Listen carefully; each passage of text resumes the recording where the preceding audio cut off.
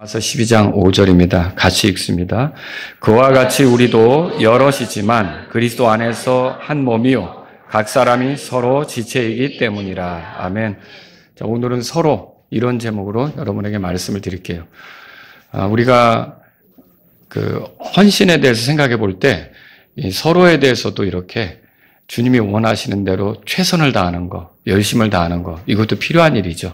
그래서 오늘 서로라는 제목으로 함께 살펴보겠습니다. 마라나타 침례교회가 18살이 되었습니다.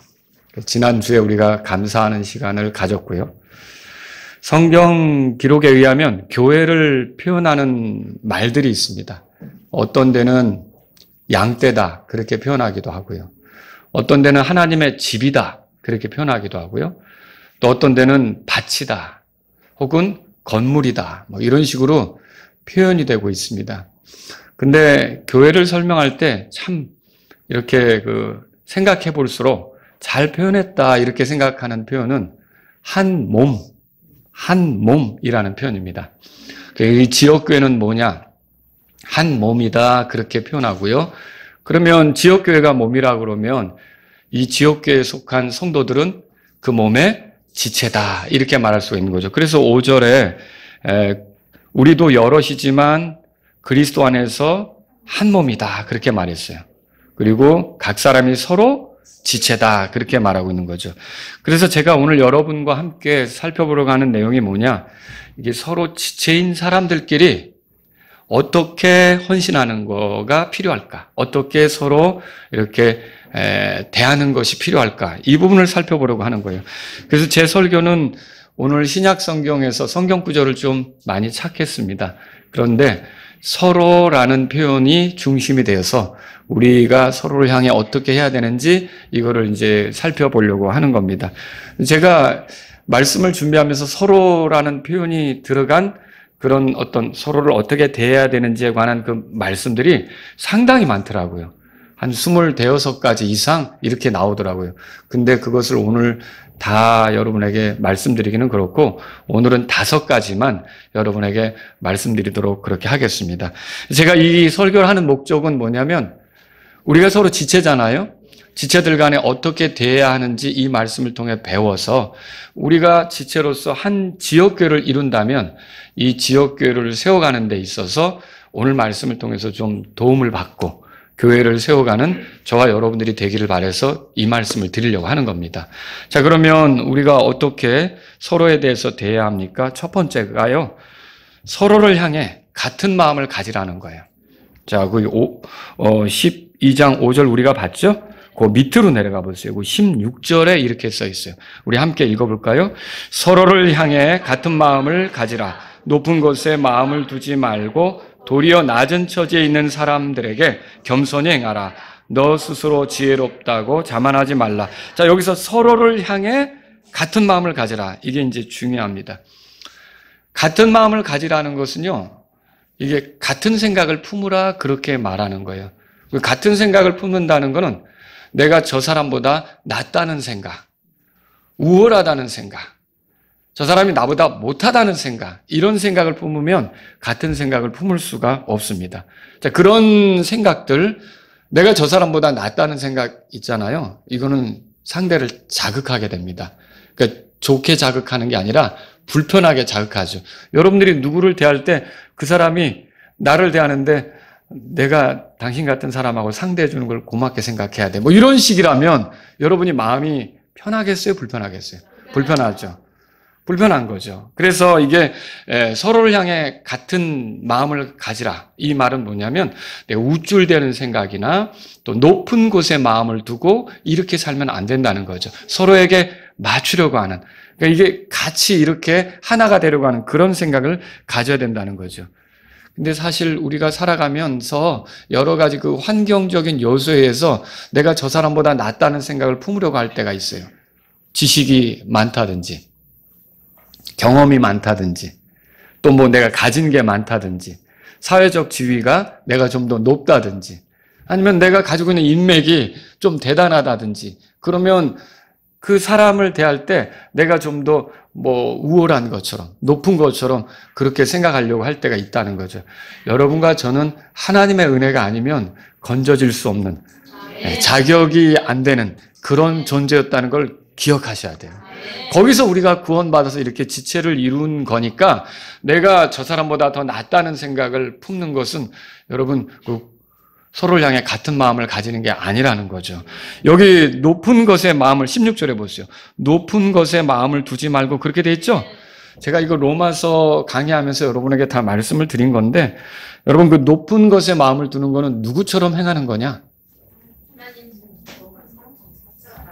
마귀처럼 행하는 거죠. 이사야서 14장에 보면 루시퍼가 등장하거든요. 근데 이제 이 루시퍼는 어떤 생각을 했냐면 루시퍼도 피조물이죠. 하나님을 섬겨야 되잖아요. 근데 자기 자신이 하나님처럼 되는 것을 생각했던 거예요. 그 높은 데 마음을 둔 거죠. 근데 이렇게 높은 데 마음을 뒀지만 그의 최종적 종착지가 어딘지 아세요? 바닥 없는 구덩이. 무저갱으로 떨어지는 걸 여러분 아시잖아요. 높은 마음, 높은 곳에 마음을 두어서는 안 돼요. 이 지체를 대할 때 내가 저 사람보다 높다. 그래서 목사나 집사들도 그렇고 주일학교 교사들도 그렇고 무엇으로 섬기든지 내가 섬기는 자라는 생각을 해야 되지.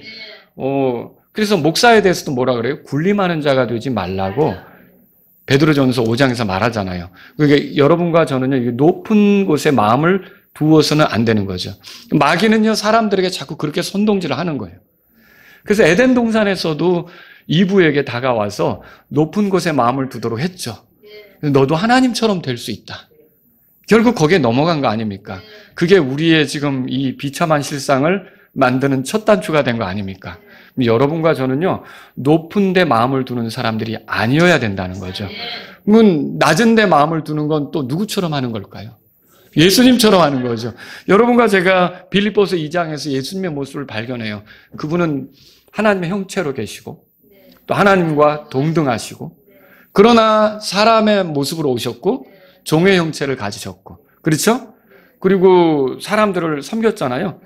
죽기까지 순종하셨다고 돼 있어요. 그러니까 얼마나 자기를 낮추신 겁니까? 하늘에 계신 분이 땅보다 아래 곳으로 내려갈 정도로 그렇게 낮추셨잖아요. 이렇게 낮추신 결과가 뭐예요? 저와 여러분이죠. 오늘 이 경배를 드릴 수 있는 것은 예수님께서 자신을 낮추셨기 때문인 거 아닙니까? 그렇죠. 그렇단 말이에요.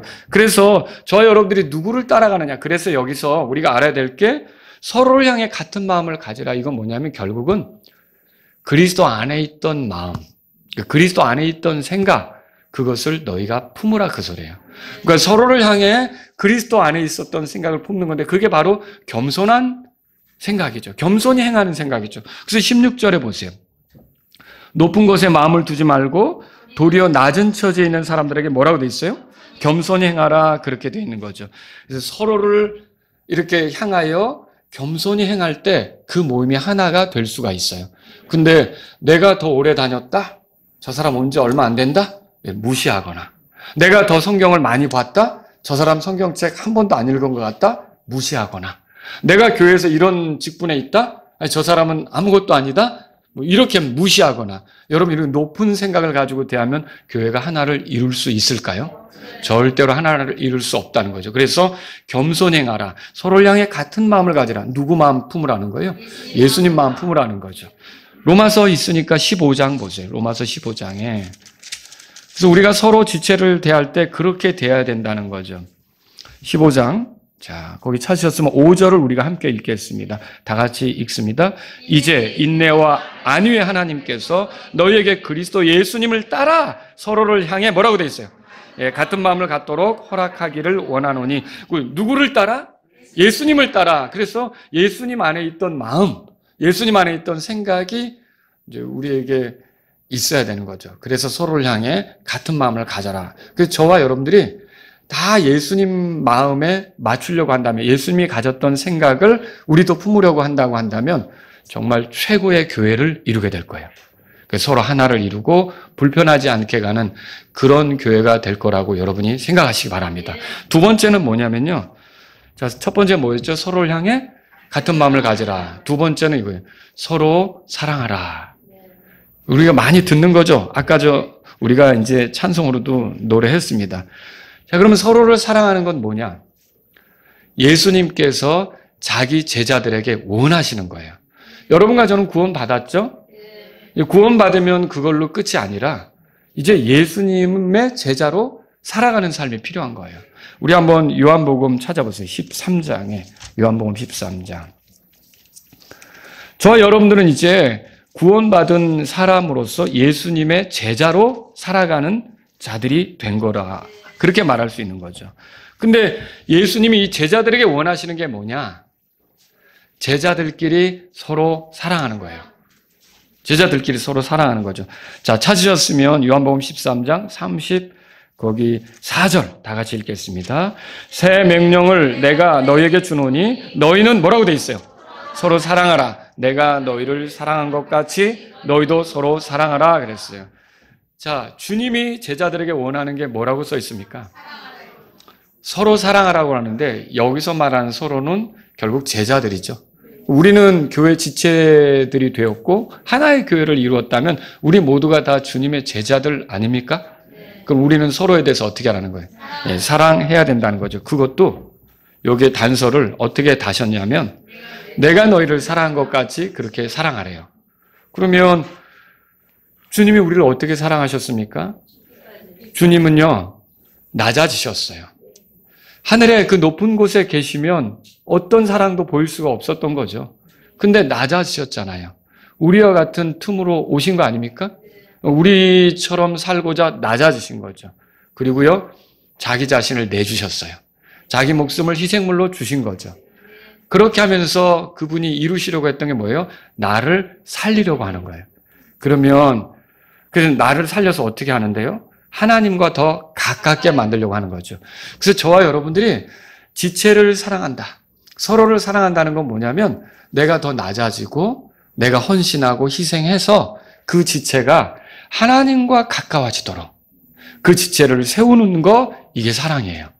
여러분과 제가 교회 안에서 사랑을 실천한다는 건 나로 인해, 내 섬김으로 인해 그 지체가 하나님과 더 가까워지도록 도와주는 거죠. 여러분, 우리가 믿지 않는 사람들도 사랑할 필요가 있잖아요. 근데 그들을 사랑하는데 궁극적인 목적은 뭘까요? 나에게 끌려오도록 그렇게 하는 거예요? 아니죠. 누구에게로 가게 하는 거예요? 예수님을 만나 하나님께로 가는 거죠. 근데 만약 내가 사랑으로 대하지 않는다면 내가 그 사람이 하나님께로 가는 데 있어서 징검다리가 되는 게 아니라 걸림돌이 돼요. 나 때문에 하나님께 안 가려고 하죠. 왜? 예수 믿는다는 사람이 저렇게 행동하는데 내가 저 사람이 하는 말을 듣겠어? 이렇게 되는 거죠. 마찬가지예요. 교회에서도요, 내가 하나님을 찾으려고 하다가 사람들이 실족할 때가 있어요. 그게 뭐예요? 사랑 없는 내 태도, 사랑 없는 내 말, 사랑 없는 내 행동으로 하나님께로 향하다가 걸려 넘어질 수가 있다는 거죠. 그건 우리가 회개해야 될 일이라는 거예요. 정말 주님이 원하시는 바는 제자들이 서로 사랑하는데 누구처럼 사랑하라고요? 예수님이 사랑한 것처럼. 그리고 이 사랑에 대해서 여러분이 잘 알려면 아시잖아요. 고린도전서 13장에 가면 사랑은 오래 참고 온유하고, 그죠? 거기에 나오는 것들을 읽어보세요. 거기다가 사랑이란 말 대신 예수님을 붙여서 읽어보면 딱 답이 나와요. 그게 고린도전서 13장에 나오는 그 표현들이 다 예수님이 보여준 표현이죠. 그리고 그 표현처럼 하는 것이 우리가 예수님처럼 하는 거다, 그렇게 생각하시면 되겠죠. 고린도전서 13장 한번 가보실래요? 우리가 여기 요한복음 13장에 줄 거놓으시고요. 왜냐하면 다시 돌아올 거니까 고린도전서 13장에 가보세요. 자, 1절에 내가 사람들의 언어들과 천사들의 언어들로 말할지라도 뭐라고 돼 있죠? 사랑이 없으면 소리나는 징과 울리는 꽹과리가 되고 아주 시끄럽죠. 요란하기만 할 뿐이죠. 그리고 믿음이 있다고 해도 사랑이 없으면 아무것도 아니라고 2절에 말하고 있죠. 그리고 사랑이 없으면 유익이 없다, 그 얘기도 하죠. 그러니까 정말 사랑이 필요한 거죠. 근데 4절 우리 여러분 7절까지 한 목소리로 한번 읽어보죠.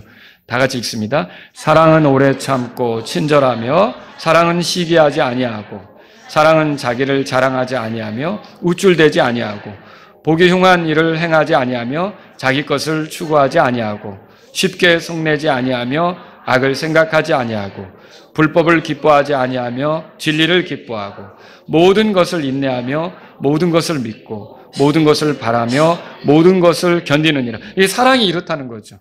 근데 제가 아까 사랑 대신 예수님을 넣어서 읽어도 되겠다고 했죠. 예수님이 이렇게 사셨다는 거예요. 그럼 예수님처럼 한다면 우리도 어떻게 해야 되는 거예요? 이렇게 해야 되는 거죠. 자, 이거를 우리가 성경에서 발견할 수 있는 거예요. 요한복음 13장으로 돌아가 보세요. 주님이 주님의 제자들에게 원하는 건 제자들끼리 서로 사랑하는 건데 이렇게 할 때 세상을 향해 우리가 주님의 제자라는 걸 보일 수가 있다는 거예요. 우리가 주님을 섬기는 사람들이라는 걸 지체들끼리 서로 사랑하면서 보일 수가 있다는 거죠. 그 35절 보세요. 35절. 13장 35절 다 같이 읽습니다. 만일 너희가 서로에게 사랑이 있으면 이로써 모든 사람이 너희가 내 제자인 것을 알리라 하시더라. 아, 저 사람들이 예수님 따르는 사람이 맞구나. 이렇게 알게 되는 거죠. 여러분, 제자는 뭐예요? 배우는 사람이에요. 근데 우리가 예수님의 제자면 우리는 누구한테 배워요? 예수님한테 배우는 거죠. 근데 예수님이 자신을 희생해서 제자들을 살린 거 아닙니까? 그런데 우리가 서로를 살리기 위해서, 서로를 위해서 그렇게 세워주기 위해서 나 자신을 희생하고 헌신하고 이렇게 한다면 저 사람들은 예수님의 제자가 맞구나. 이렇게 말하게 된다는 거죠. 여러분, 서로 사랑하는 건 명령이죠. 예수님의 명령이기도 해요. 지금도 내가 너희를 사랑한 것 같이 너희도 서로 사랑하라. 이게 명령이죠. 자, 그 뒤에 보세요. 요한복음 15장 넘어가 보세요. 15장. 12절입니다. 내 명령은 이것이니 이렇게 아예 말씀하시죠. 다 같이 읽어보겠습니다. 내 명령은 이것이니 곧 내가 너희를 사랑한 것 같이 너희도 서로 사랑하라는 것이라. 이게 주님의 명령이라고 그렇게 말씀하셨어요. 주님은 제자들끼리 서로 사랑하는 걸 원하세요. 우리가 교회 지체들이 되었다. 한 몸 안에 서로 섬기는 지체들이 되었다. 그럼 이 지체들 간에 어떻게 하기를 원하시는 거예요? 서로 사랑하는 걸 원하시는 거예요. 사랑에는 시기가 없다 그랬잖아요. 그러니까 우리가 온유하게 대하고 서로 또 기쁨으로 대하고 이런 게 다 사랑이죠. 이걸 우리가 발견할 수 있는 거죠. 여러분, 예수님을 사랑한다면 예수님의 명령대로 하는 게 맞죠? 사랑하면 우리가 권위자를 사랑할 때 그 권위자의 명령을 존중한다 그랬잖아요. 그러니까 우리 사랑하면 그 권위자를 따르는데 예수님을 사랑하면 예수님의 명령대로 하겠죠. 요 앞에 보세요. 요한복음 14장에 보시면 거기 15절에 만일 너희가 나를 사랑하면 뭐라고 돼 있어요?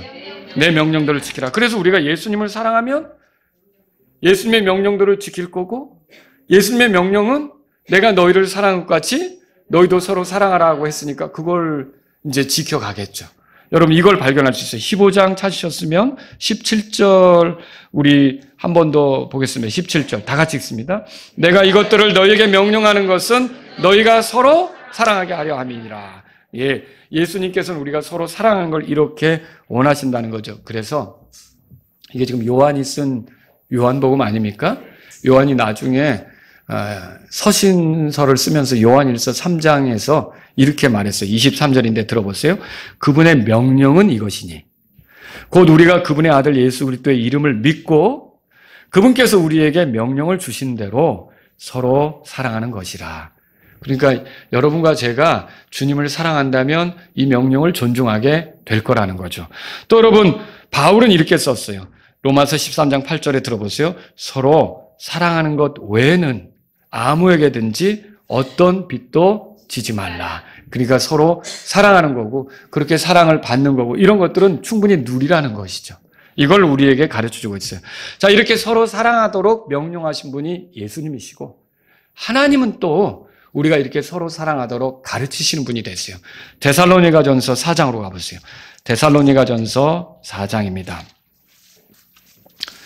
하나님께서는 우리가 사랑하며 살기를 원하시는데 그분이 먼저 사랑을 보여주셨어요.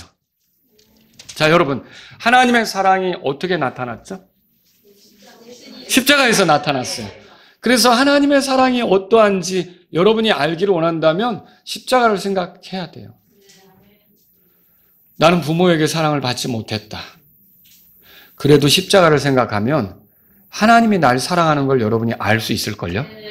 자, 구약성에 보면 어머니, 이게 젖먹이던 어머니도 그 자녀를 버릴 수가 있다 그랬어요. 그렇지만 주께서는 우리에 대한 사랑을, 영존하는 사랑을 품고 계셔서 버리지 않으신다고 하거든요. 그러면 주님이 이렇게 십자가로 우리를 사랑하셨는데 십자가에서 자신이 가장 소중하게 여기는 자신의 아들을 희생시키셨잖아요. 그렇게 해서 죄 많은 제가 여러분이 멸망하지 않도록, 그리고 오히려 하나님과 화해돼서 영혼을 하나님과 함께 보내도록 이렇게 한 건 엄청난 사랑 아닙니까?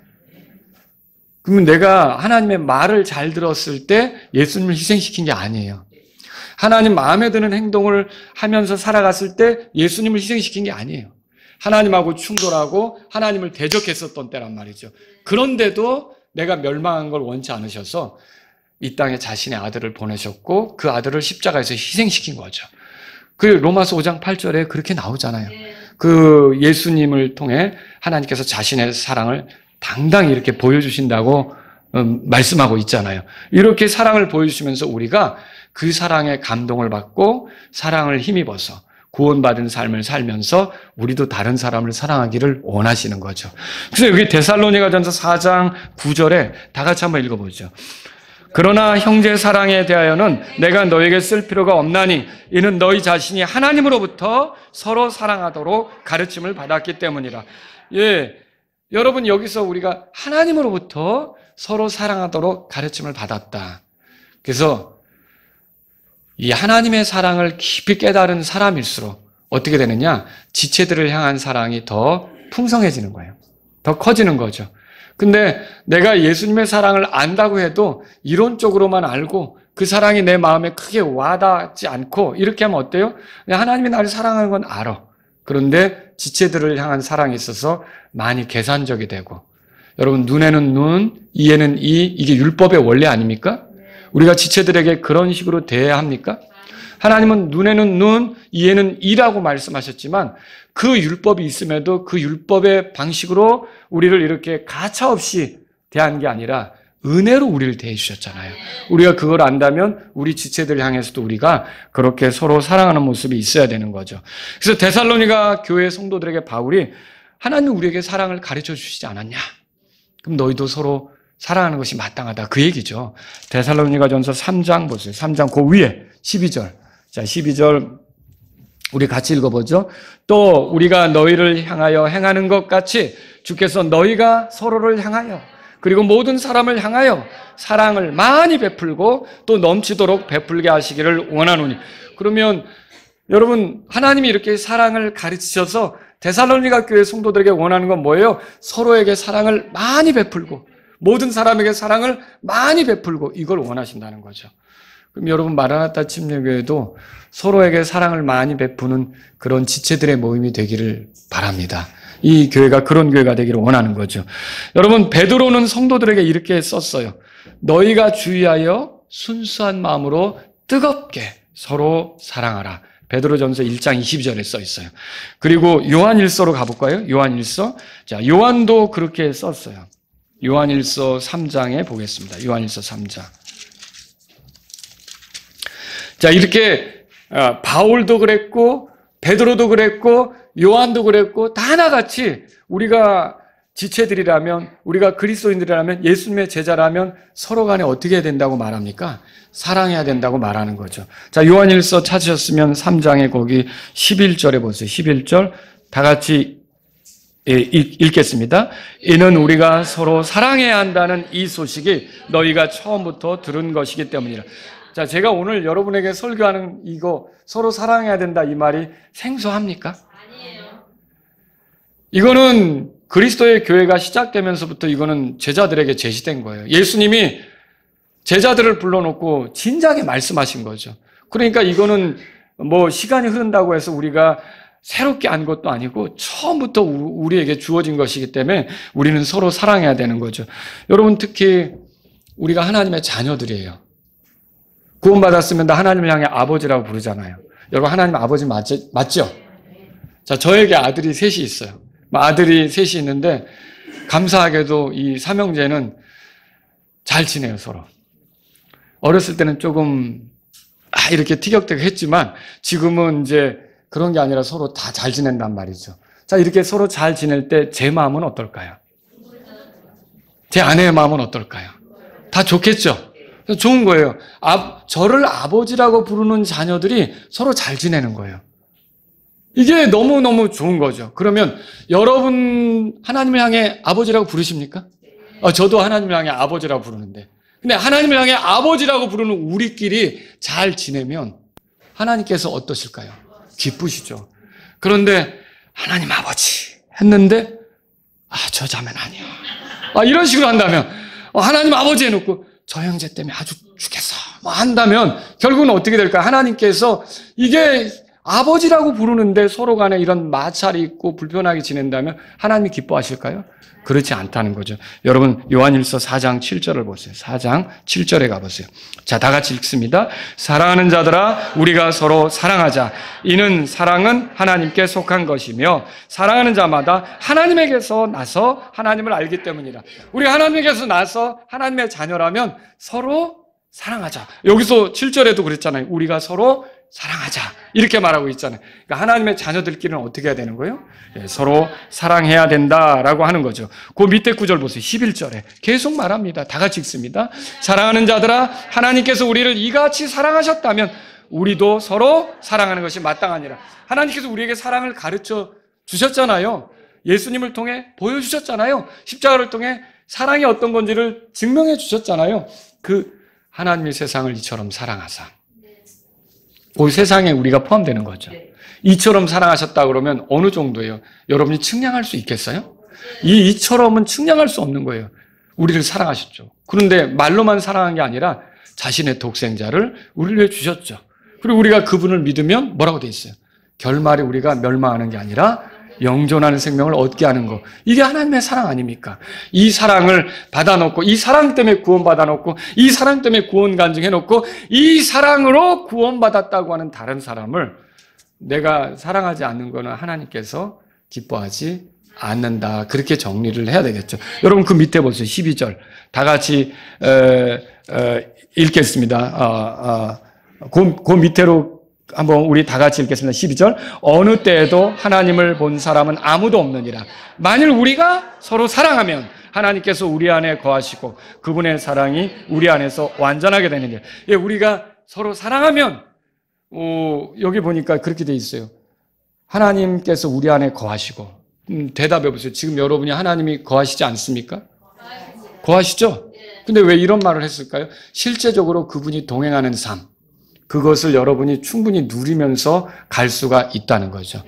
그러니까 내가 예수님하고 동행하는 삶을 시작한 건 맞아요. 근데 내가 자꾸 이런 주님의 명령을 알면서도 내 멋대로 한다 그러면 라오디게아 교회처럼 라오디게아 교회는 예수님을 문 밖에 세워뒀잖아요. 내가 두드리니까 문을 좀 열자. 내가 들어가서 너와 더불어 먹고 그러자. 예수님이 그렇게 교회에게 하셨잖아요. 그 말은 뭐예요? 성도인 우리도 주님과 동행하는 삶이 맞지만 하나님과 함께하는 삶이 맞지만 그분이 우리 안에 거하는 게 성령님을 통해 거한다고 말할 수 있지만 그 생기 있게 역동적으로 하나님과 동행하는 삶을 누려가지려면 사랑해야 되는 거죠. 근데 여기서 하나님처럼 사랑한다는 것은요 어떤 거냐? 제가 하나님의 눈에 차지 않습니다. 여러분은 어떤가요? 여러분은 하나님의 눈에 찬다고 생각하세요? 그래서 예수님 통해 나 구원하신 거야. 이래봬도 여러분 그렇게 말할 수 있어요? 제가 하나님의 눈에 차지를 않습니다.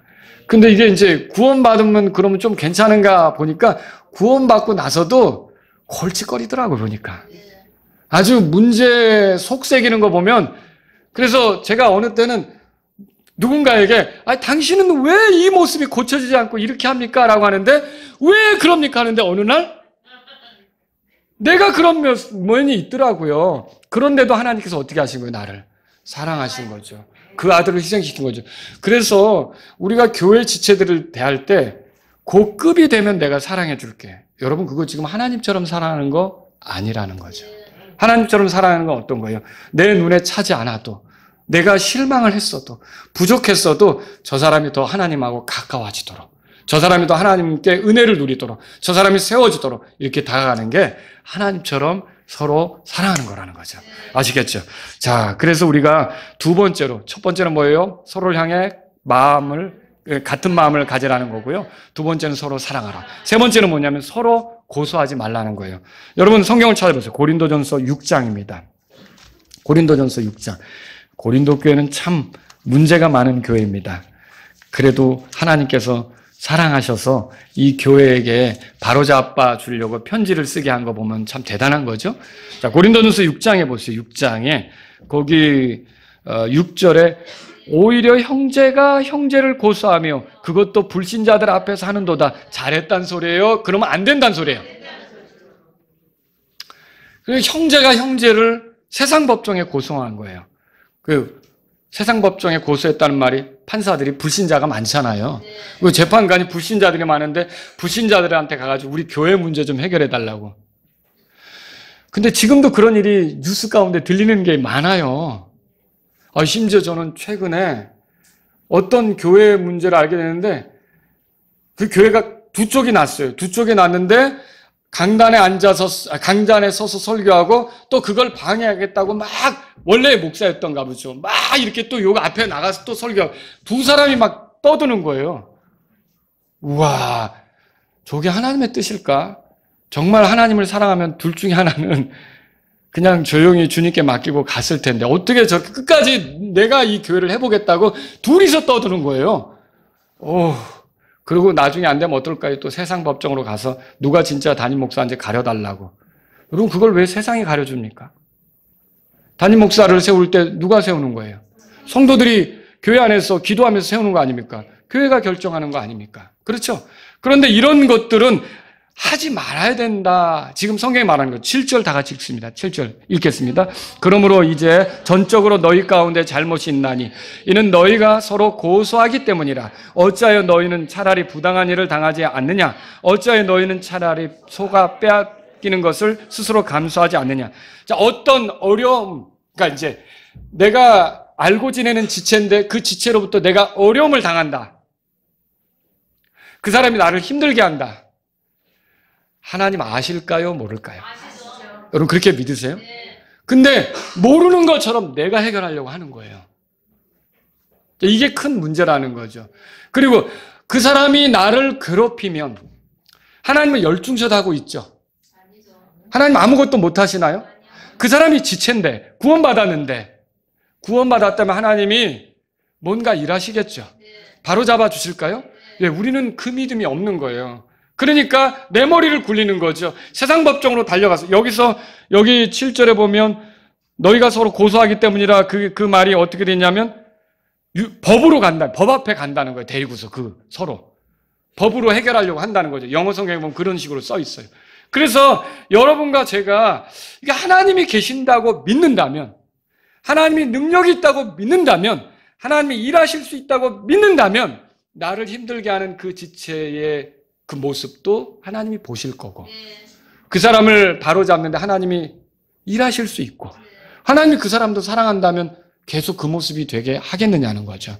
그렇다면 저와 여러분들은 세상 법정으로 그 사람 문제 해결해달라고 갈 게 아니라 차라리 부당함을 당하고 속임수에 대해서는 차라리 하나님께 맡기는 것이 낫지 않겠느냐. 바울이 그 말이죠. 여러분 이걸 지금 우리가 말씀에서 발견해요. 그럼 왜 이렇게 해야 됩니까? 자, 믿는 사람끼리 세상 법정에 갔어요. 판결은 나겠죠.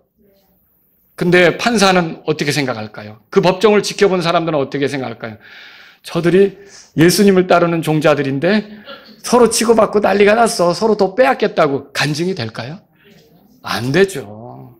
우리가 어떻게든지 세상에 빛이 되어서 그 사람들을 주님께로 이끌어야 되는데 가서 여러분 법정에서 누가 옳은지 가리려면 뭐 할까요? 누가 잘못했는지 그 치부를 들춰내야 되잖아요. 근데 거기서 있는 그대로 다 그 치부를 들춰내서 이 사람이 잘못했으니까 이 사람이 벌금 내게 해주고 이 사람이 내 거 갖게 해주고 이 사람이 벌 받게 해달라고 그러면 결국은 그건 어떻게 되겠어요? 그 판사가 그걸 보고 참 교회에서 별일이 다 있네. 믿는다고 하더니 자기네들끼리 별짓을 다 하고 다니네. 여러분 믿을 마음이 생기겠어요? 아니라는 거죠. 그래서 이렇게 서로 고소하지 말라고 하는 거죠. 또 문제는 뭐냐면요. 실제로 세상 법정에서 여러분이 이겼다고 해보세요. 그러면 뭐 이렇게 받을 걸 받고 이렇게 하는데 그 사람하고 당신이 잘못했다라고 판결을 내려줬는데 관계가 진짜 좋아질 것 같아요? 이거 더 힘들어져요. 형제들 간에도요, 조상들이, 아버지가 물려준 재산 가지고 다툼하다가, 이제 쪼개긴 쪼개는데, 쪼개서, 나 만족해, 고마워, 그만큼 가져. 그래, 그렇게 됐어라고 형제들끼리 할 것 같아요? 서로 많이 갖겠다고 싸웠는데, 쟤는 그거 권한이 없다고 계속 했는데, 그런데 결국은 판결이 났단 말이죠. 그러면 자기 거 먹겠지만, 돌아서서 형제들에게는 이제 영원히 금이 가는 거예요. 여러분 그거 아시죠? 그러니까 세상 법정에 가서 도와달라고 기독교인들끼리, 그리스도인들끼리 판결받으려고 했다. 그러면 이게 B가 잘못했네. 이거 교인 B씨가 잘못했어. A씨한테 사과해. 이거 물어줘. 그러면 그 끝날 거가 아니라는 거죠. 이게 금이 가서요, 이 사람들은 영원히 회복되지 못할 수도 있는 거죠. 그래서 서로 고소하지 말라고 이렇게 성경이 말해요. 갈라디아서 5장 15절에 보면 만일 너희가 서로 물고 삼킨다면 서로가 서로에게 소멸되지 않도록 조심하라. 그렇게 말했죠. 조심해야 되는 거죠. 네 번째로 서로 참아주라고 그래 있어요. 서로 참아주라. 에베소서 4장 가보세요. 에베소서 4장 보세요. 자, 4장 2절에 우리가 서로를 향해 어떻게 살아야 되는가? 4장 2절 다 같이 읽습니다. 모든 겸손과 온유와 오래 참음으로 사랑 안에서 서로 참아주며. 여기 참아준다는 말은 뭐냐면 어떤 행동을 멈추는 거예요. 내가 이게 뭘 하려고 하다가 보류하는 거예요. 자, 이게 인내하고 관용을 행사하는 걸 말하죠. 자, 여러분, 가족이 유지되는 거는 다른 사람들에 비해 이걸 잘하는 거예요. 그렇지 않습니까? 가족이 유지되는 건 그래요. 가족들끼리도 서로 말이 튈 때가 있어요. 그리고 생각이 다를 때가 있고요. 그리고 기분 상할 때도 있고요. 그런데도 잘 가고 있어요. 그럼 왜 그럽니까? 서로 참아주는 거를 잘하기 때문에 그렇다는 거죠. 이게 극단적이 되면 빨리빨리 끝나겠죠. 뭐든지 막 의절하고 막 갈라서고 막 이런 일이 생기겠죠. 그러면 저와 여러분들이 하나님의 집의 가족들이라면 이 원리가 필요하다는 거예요. 그래서 서로를 참아주는 게 필요하다는 거죠. 생각해 보세요. 하나님께서 나에 대해서 참아주시지 않았다. 그러니까 내가 봐서 임동선, 너가 한 20번 잘못할 때까지만 내가 참을게. 20번 죄를 지을 때까지만 참고 그 이유는 아니야? 알았지? 그럼 제가 여기서 설교할 수 있을까요? 제가 여기서 구원의 기쁨을 노래할 수 있을까요? 20번이 뭐예요? 셀 수가 없는데 아마 이 머리털보다 더 많이 잘못을 저질렀을 텐데, 그런데 하나님은 어떻게 하신 거예요? 나에 대해서 참아주신 거죠. 그분이 나에 대해서 심판을 집행할 수 있었는데 그걸 보류하신 거예요. 그걸 보류하시고 내가 믿을 수 있도록 자꾸 안내해 주시고 은혜를 베푸시고 복음 전도자를 만나게 하시고 이렇게 그 성령님을 통해 두드리시고 이렇게 해서 복음을 깨닫고 돌아오게 하신 거죠. 여러분, 하나님이 참아주시는 은혜가 있었기 때문에 오늘 저는 구원의 기쁨을 노래할 수 있게 된 거예요. 이런 하나님의 참아주심으로 내가 여기 있다고 한다면 우리도 우리 지체들에 대해서 어떻게 될까요? 네, 서로 참아줘야 된다. 이걸 기억해야 된다는 거죠. 마지막으로 5번째는 뭐냐면요, 서로 용서하라는 거예요. 여기 보세요. 에베소 찾으셨죠? 4장 32절에 보세요. 32절 다 같이 읽겠습니다. 또 하나님께서 그리스도로 인하여 너희를 용서하신 것 같이 너희는 서로 용서하고 서로 친절히 대하며 부드러운 마음을 품으라 그랬어요. 과거에 우리가 얼마나 심각한 죄인들이었습니까? 하나님 심기를 건드리고 대적하며 막 이렇게 하나님의 부르심에 대해서 역행하며 도망다니고 하나님이 싫어하는 일만 골라하던 그런 죄인들이었어요. 그런데 하나님께서 여기 성경에 나온 대로 그리스도로 인하여 예수님이 나의 죄 때문에 죽으시고 묻히시고 부활하시고 요것 때문에 예수님이 십자가에서 나를 위해 피를 흘려주셨기 때문에 이것으로 인하여 나를 용서해 준 거죠. 자, 하나님의 용서는 어떻습니까? 내 죄에 대해서 기억하지 않으시는 거예요. 심판 자리에서 내 죄를 들추실까요? 아니죠. 내 죄를 기억하지 않으시는 거예요. 그리고 하나님의 용서는 어떤 거예요? 하나님하고 나의 적대적 관계 있죠? 이거를 청산하는 거예요. 더 이상 나를 이렇게 노려보십니까? 어떻게 하는가 지켜보자. 지켜보다가 아니면 취소다. 이겁니까? 아니라는 거죠. 하나님께서는요, 적대적 관계를 청산하셨어요. 그래서 어떻게 합니까? 전에는 죄인이었는데 이제는 하나님의 아들로 받아들여 준 거죠. 얼마나 가깝게 사는 그런 존재가 되게 하셨는지 여러분 이거 놀라운 은혜 아닙니까? 이런 하나님의 은혜를 여러분들이 안다면 이렇게 하나님이 나를 용서하셨어요. 그러면 나도 우리 지체들에 대해서 어떻게 됩니까? 용서하는 게 필요하죠. 여러분 골로새서 3장으로 가보세요. 골로새 3장. 골로새 3장. 13절입니다. 같이 읽겠습니다. 누가 누구와 다툼이 있거든 서로 용납하고 서로 용서하되 그리스도께서 너희를 용서하신 것 같이 너희도 그렇게 하라. 예, 그리스도께서 우리를 용서하셨잖아요. 하나님이 용서하는데 우리를 용서하기 위해서 하시는 일에 참여하셔서 기꺼이 우리를 용서하시고 품으신 거 아닙니까? 그리스도께서 이런 일들을 하신 거죠. 그리스도인들 간에 다툼이 생기면 안 되죠. 근데 그리스도인들 간에 다툼이 생길 수 있을까요? 생길 수 있죠. 왜냐하면 생각하는 게 다르고 또 말투가 또 다를 수도 있어요. 그리고 또 여러 가지로 태도가 조금 생각 밖에 어느 때는 예상 밖의 태도를 만날 때가 있어요.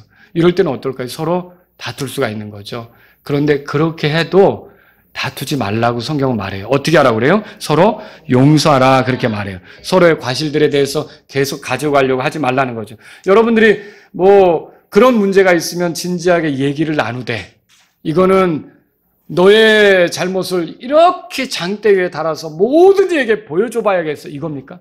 아니에요. 바로잡기 위해서. 그 사람이 뒤틀린 삶을 계속 살면 하나님이 기뻐하시지 않고 하나님께 맞겠죠. 그런 삶이 되지 않도록 하기 우리가 부드럽게 온유한 마음으로 바로잡아주기 위해서 문제를 얘기할 수 있는 거 아닙니까? 그때 그 사람이 잘못을 인정한다면 우리는 어떻게 되겠어? 알았어. 그런데 내가 좀 시간이 필요해. 내가 생각 좀 해보고 용서할게. 이겁니까? 아니라는 거죠.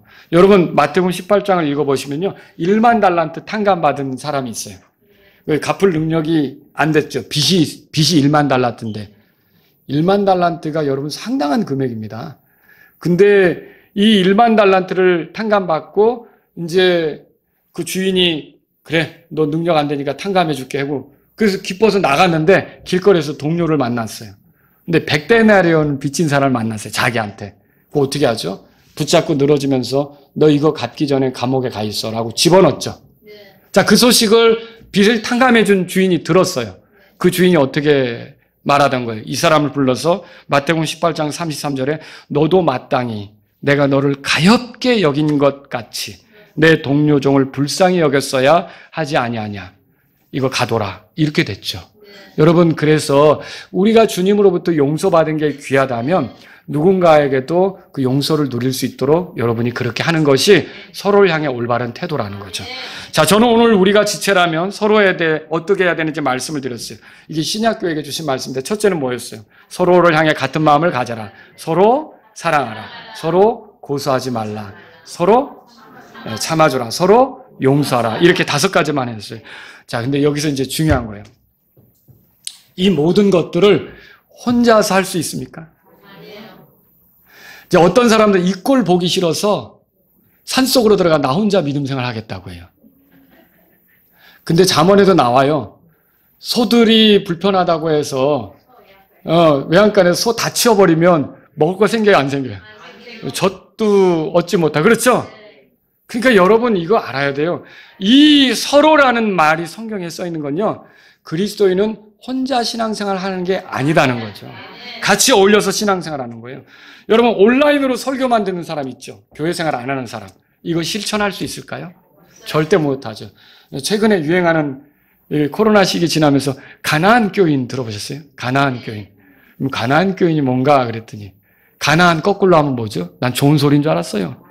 안 나가 교인. 예, 안 나가 교인. 안 나가 교인들이 유행이에요, 이제 그러니까 교회 안 나가고 자기 혼자 유튜브로 설교 듣고 헌금 있으면 계좌 이체하고 왜? 성도들하고 아주 싫어. 그 사람들하고 부딪히고 그 사람들하고 어울리는 게 아주 싫어. 이렇게 해서 가나안 교인이 생긴 거예요. 난 또 가나안 땅 정복하는 교인인 줄 알았는데.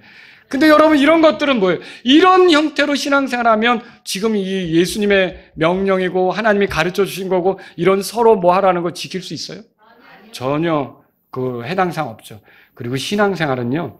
이런 것들을 잘 하면서 예수님을 닮은 모습으로 훈련돼 가는 거거든요. 근데 그렇게 안 하는 사람은 성경 지식은 많이 아는 것 같지만 그 사람은 이제 갑자기 그렇게 수십 년 있다가 어느 교회 들어가면 큰일 납니다. 폭탄이에요, 폭탄. 그 사람이 그럴 수가 있어요. 그렇게 되지 않으려면 여러분 처음부터 구원받은 직후부터 교회 생활을 통해 하나님 말씀으로 다듬어져 가시기를 바랍니다. 여러분 이 말씀은요. 지체로 지내면서 서로에게 용기를 주고 격려를 주는 게 맞지만 때로는 그렇지 못할 수도 있다는 걸 보여주는 거 아닙니까? 그렇잖아요. 안 맞을 때도 있다. 그리고 또 화날 때도 있다. 엉뚱한 모습을 볼 때도 있다. 그러니까 서로 고소하지 말라, 참아줘라, 용서하라 이런 말이 있는 거 아닙니까? 그래서 여러분들이 신앙생활 하다가 그런 힘든 순간을 목격했을 때 당황할 필요 없어요. 당황할 필요 없다고요. 놀랄 필요 없어요. 우리가 다 성령으로 충만합니까? 그러면 좋은데 성령으로 충만하지 않은 경우도 있잖아요. 그렇잖아요. 우리가 다 영적으로 성숙했습니까? 아니죠. 그렇지 않은 경우도 있다고요. 우리가 육신적으로 갈 때도 있지 않습니까? 이제 그런 것들을 여러분이 이해하고 성화의 과정, 그러니까 주님을 만나러 가는 과정에 그런 것이 나타날 수밖에 없다는 걸 안다면 또 그게 그 사람에게서만 나타나는 건 아니에요. 가만히 자기를 들여다보세요. 나에게도 그런 모습이 있는걸요? 여러분과 제가 그런 걸 안다면 서로에 대해서 어떻게 해야 되느냐는 거예요. 바로 그 놀란 모습, 그것에 당황할 게 아니라는 거죠. 내가 더 그를 위해 기도해야겠다. 그리고 내가 더 사랑해야겠다. 참아야겠다. 용서해야겠다. 이런 마음으로 여러분과 제가 나아가야 된다는 거죠. 근데 여러분 또 이걸 악용해서는 안 됩니다. 또 못된 짓 하고 나서 참아주라 그랬잖아요. 또 성도에게 짓궂게 굴고 나가서 용서하라 그랬잖아요. 이렇게. 아니 여러분 용서를 구하는 사람이 그렇게 용서하라 그랬잖아요. 이렇게 할 수 있어요? 잘못했습니다. 이래야죠. 이걸 악용하면 안 된다는 거죠. 우리가 하나님 말씀을 선하게 사용할 수 있어야 되는 거죠. 여러분과 저는요. 오늘 이 말씀을 따르는 게 필요해요. 서로 같은 마음을 가지라. 서로 사랑하라. 서로 고소하지 말라. 서로 참아줘라. 서로 용서하라. 여러분 이 원리는요. 교회에만 적용되는 게 아니에요. 교회 지체가 되게 하는 건 누가 이렇게 할까요? 고린도전서 12장 18절에 하나님께서 자신이 기뻐하시는 뜻에 따라 기뻐하시는 대로 지체들을 몸 안에 더하신다 그랬잖아요. 우리가 그 안에서 이 원리를 가지고 살아가야 되는 거죠. 근데 가정은 어떨까요? 여러분 부부도 하나님이 짝져 주신 걸 믿으세요? 그 사람이 갈라놓을 수 없다고 마태복음 19장에 써 있죠. 여러분과 제가 그렇다면 세상 법정으로 갈 필요도 없고 믿는 부부라면 서로 어떻게 해야 돼요? 참아주고 용서하고 사랑하고 이 원리를 얼마든지 실천할 수 있다는 거죠.